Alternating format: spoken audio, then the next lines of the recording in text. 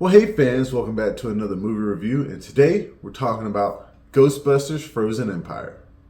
So before I get into the review, I'd like to thank the sponsor for this video, MoviePass. So MoviePass is back and it's better than ever. It's a subscription-based ticketing service, and I've been using it for a few months now, and I just think it's great. And they have this neat new black card, and it feels great, and it's very easy to use. And unlike your AMC A-List or your Regal Unlimited, you can use MoviePass at almost any theater, and it is very simple to use. They now go off of a points-based system, so you pay every month, and that will vary depending on the market that you live in, and you'll get a certain amount of points to use for movies. And the price in terms of points for the movies varies depending on the day of the week that you go to the theater, the time of the showing, and how recently the movie has been released. So what you'll do is you'll go into the app, you'll click the movie that you want to see, unlock the card, and then pay. And you can also pick the online option for just a few more points if you don't want to wait in line. So again, thank you to MoviePass. So Ghostbusters Frozen Empire is a supernatural comedy film directed by Gil Kenan from a screenplay written by Jason Reitman. Of course, it stars Paul Rudd, Carrie Coon, Finn Wolfhard, Mckenna Grace, Celeste O'Connor, Logan Kim, Bill Murray, Dan Aykroyd, Ernie Hudson, Amy Potts, and a few other people who appeared in the previous films. Now, this one follows the Spengler family plus Mr. Grooberson. They're now the new Ghostbusters. They're living in New York, and they're busting ghosts. And of course, as Mr. Grooberson says in the film, busting ghosts makes them feel good. And of course, with Phoebe Spengler being under 18 and being on the team, when they get into a situation that requires them to go talk to the mayor, she is fired from the team because she is underage, and that really hits her hard. In the meantime, Ray Stantz gets this mystical orb from Kumail Nanjiani's character that contains this ancient Mesopotamian god or something like that. And that's basically the plot of this film. That's how things start off. So I'd say I really did enjoy Ghostbusters Afterlife. I was a fan of their previous two Ghostbusters films and the two animated series, The Real Ghostbusters and The Extreme Ghostbusters. I really liked both of those as a kid. So when I saw Afterlife, just the feelings of nostalgia, the way they did the story, it really tugged at my heartstrings, and I believe I gave it a good score. I don't remember exactly the score I gave it, but I was excited to see another film. I thought with the way they ended that, they set up a whole bunch of possibilities.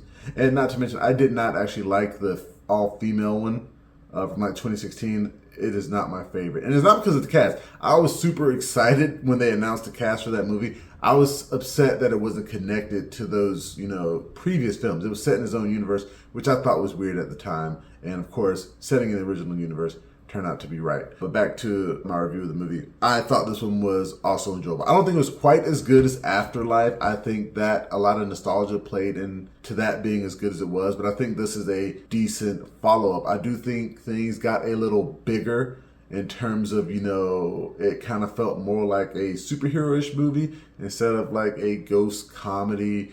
The villain of the film pretty much gave off Zool vibes, like we're doing Zool again, although it's a male ghost god with ice powers instead of whatever, Zool's thing was. I think they could have gone smaller in the story, and it just been, about this family who are Ghostbusters dealing with the fact that, Gary Grooberson is not really the kid's dad. Finn Wolfhard's character, Trevor, he's 18 now, but it doesn't like he's going to college. He doesn't really know what he's going to do with his life. And of course, the daughter, played by Mckenna Grace, is off the team and she doesn't know how she's going to deal. I think that should have been the story. And speaking of Mckenna Grace, her performance in this film is fantastic. They did give her kind of like some kind of autistic vibes in the first film. They're kind of there in this, but they're downplayed a lot. She's more like a typical teenager, and I really did enjoy that. She has many scenes with this character named Melody, who is a teenage ghost who burned to death in a house fire, which is a pretty dark thing. Like even her astral form is like covered in like blue flames. And it's just very tragic and dark. So it's like the darkest thing in the movie when she talks about how she died. But of course they played off with jokes to make it, a little bit lighter. But those scenes between them two were really great. And I enjoyed just, the fact that she seems to be able to actually talk to like human ghosts. They don't really go deep into that, but I do like that aspect about her. I mean, I know everybody can kind of see ghosts in this universe, but they don't really interact with them the same way that she does. Like she interacted with her grandfather in the first film. That was a nice carry over. Like I said, I enjoyed the aspects of the movie. The Sumerian, like, god Garraka, I believe that his name is, he looked creepy enough, but, you know, like I said, it was basically Zool all over again. He could control this ability called the Death Chill, which is what allows him to freeze everything. And I think that makes more sense for the title of this movie. It should have been called Ghostbusters The Death Chill instead of Frozen Empire. That just definitely seems like a studio mandated title. Like, here, give us something big and fun. It should have been a, you know, like I said, a smaller film. How is the CG in this movie? It is not bad. I think intentionally they wanted to make things look as